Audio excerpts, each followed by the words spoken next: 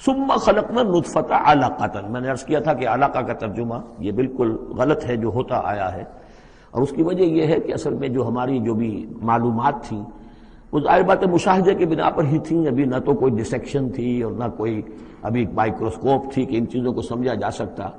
تو چونکہ جب بھی کبھی کوئی فرض کیجئے کسی کا کوئی حمل ہے ابتدائی، وہ گر گیا ہے، تو نکلتا کیا تھا وہاں سے؟ جمے ہوئے خون کے لوتھڑے نکلتے ہیں۔ تو یہ سمجھا گیا کہ یہ جو پہلی شکل ہوتی ہے انسان کی جو وجود ہوتی ہے وہ رحم کے اندر یوٹرس میں، وہ جمع ہوا خون کا لوتھڑا۔ تو ترجمہ ہمیشہ یہ کیا گیا علقہ کا کہ جمے ہوئے خون کی پھٹک سے اور جمے ہوئے خون کے لوتھڑے سے، حالانکہ عین لام قاف کا کیا تعلق خون کے ساتھ ہے؟ اس سے لفظ معلق بنا ہے، متعلق بنا ہے، تعلق بنا ہے، علاقہ بنا ہے۔ یہ تو لفظ جو ہے اس کے معنی کیا ہے؟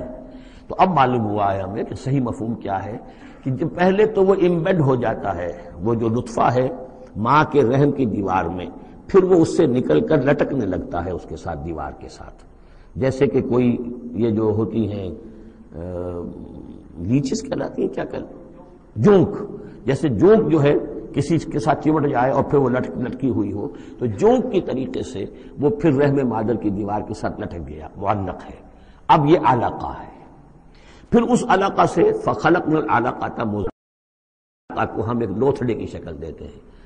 یہ وہ جو میں نے جو کیتھل مور سے آپ کا حوالہ دیا تھا میں نے ابتدائی اپنے خطاب میں، اس نے کہا ہے واقعتاً گوشت کا ایک لوتھڑا لے کر اپنے منہ میں رکھا، تھوڑا سا کچا سا گوشت، اور پھر اسے تھوڑا سا چبایا دانت سے، اور پھر نکال کے دکھایا کہ جو شکل میرے دانتوں کی جو شکل بن گئی ہے اس پر بین ہی یہی شکل ہوتی ہے انسان کے اندر ابتدائی ایمبریو کی، اسی طرح کے نشان پڑے ہوتے ہیں۔ تو گویا کہ یہ مضغہ جو ہے وہ وہی ہے، گوشت کا لوتھڑا کچھ نیم چبایا ہوا سا۔ فخلقنا المضغۃ عظاما، پھر ہم اسی مضغے کے اندر ہڈیاں بنا دیتے ہیں۔ فکسونا العظام لحما، اور پھر ہڈیوں کو ہم گوشت چڑھا دیتے ہیں۔ ثم انشأناه خلقا آخر، پھر ہم اسے اٹھاتے ہیں ایک دوسرے ہی اٹھان پر۔ یہ ہے اصل میں قیامت کا حصہ جو ہے اس آیت کا، جس کو بہت کم لوگوں نے سمجھا ہے۔ واقعہ یہ قرآن کا یہ اعجاز ہے، جب تک یہ چیزیں ابھی واضح نہیں تھیں لوگ گزر جاتے تھے، اور یہ کہ عام آدمی اب بھی گزر جائے گا، لیکن یہ کہ جب بات واضح ہوتی ہے تو معلوم ہوتا ہے کہ یہاں تو قیامت مثمر ہے۔ امام راضی جو ہے رک گئے ہیں سورہ حدید کی اس آیت پر آ کر، هو الاول والآخر والظاہر والباطن اعلم ان هذا المقام مقام غامض عمیق مہیب۔ اور اس دور کے کئی مفسرین قرآن کو میں نے دیکھا وہ وہاں سے ایسے گزر جاتے ہیں کہ جیسے وہاں کچھ ہے ہی نہیں۔ تو یہ اصل میں دیکھنے والی آنکھ سے متعلق ہے۔ اب یہاں غور کیجئے، یہاں فا اور ثم کا فرق دیکھیے۔ لقد خلقنا الانسان من سلالۃ من طین کے بعد آیا ثم۔ ثم سے جو وقفے آ رہے ہیں وہ پورے دور کے ہیں۔ اب وہ مٹی کا سلالہ جو ہے اس سے نطفہ بننا ایک مکمل دور ہے۔ ثم جعلناہ نطفۃ فی قرار مکین، پھر ہم نے اسے ایک بڑے مضبوط مکان کے اندر ایک بیج کی شکل کے اندر دفن کیا۔ یہ دوسرا دور ہے۔ ثم خلقنا، لیکن اس ثم کے بعد کتنے فا آ گئے ہیں؟ ثم خلقنا النطفۃ علقۃ فخلقنا العلقۃ مضغۃ فخلقنا المضغۃ عظاما فکسونا العظام لحما، 4 فا آ گئے۔ پھر آیا ثم انشأناہ خلقا آخر، ایک بالکل نیا مرحلہ ہے یہ۔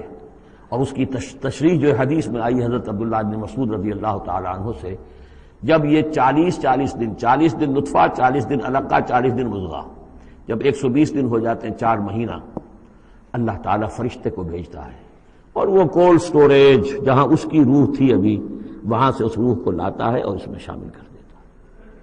اب یہ کچھ اور شے بن گئی۔ اب تک یہ صرف ایک حیوان تھا، انسان نہیں تھا۔ اب وہ حیوان انسان کے ساتھ وہ روحانی وجود انسان جو ہے جب لا کر شامل کر دیا گیا، ثم ينفخ فیہ الروح۔ لیکن اس حدیث کو بھی لوگوں نے سمجھا روح سے مراد جان ہے، حالانکہ ہمیں معلوم ہے کہ یہ جو 4 مہینے ہے تو کیا بے جان تھا وہ؟ معاذ اللہ، وہ تو جو مرد کا سپرمیٹوزوون ہے وہ بھی زندہ ہے، لیونگ ہے، ماں کا جو اووم ہے وہ بھی زندہ ہے، زائگوٹ ہے وہ بھی زندہ ہے، مردے کا تو سوال ہی نہیں۔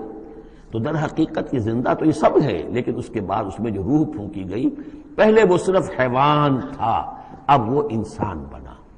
یہ ہے ثم انشأناہ خلقا آخر، پھر ہم نے اٹھایا اسے ایک اور ہی تخلیق پر۔ فتبارک اللہ احسن الخالقین، بڑا بابرکت ہے اللہ، تمام تخلیق کرنے والوں میں بہترین تخلیق کرنے والا۔